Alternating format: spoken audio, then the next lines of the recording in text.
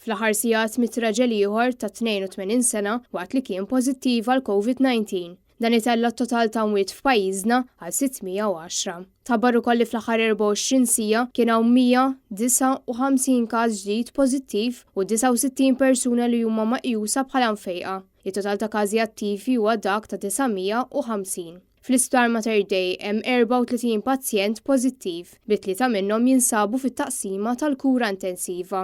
Ta' min wieħed ifakkar li mis-7 ta' Marzu ġew rilaxxati n-numru ta' miżuri restrittivi kontra l-COVID-19. Għal persuni b'ċertifikat tal-vaċċin validu, jekk wieħed jirriżulta pożittiv għal virus, issa jrid jagħmel 7 ijiem karantina b'test negattiv fl-aħħar jum. Filwaqt li persuna li jkollha kuntatt m'għandix għalfejn tagħmel kwarantina. Minnaħa l-oħra dawk il-persuni li m'għandhomx ċertifikat validu jekk jirriżultaw pożittivi għandhom jagħmlu 14 il-ġurnata kwarantina.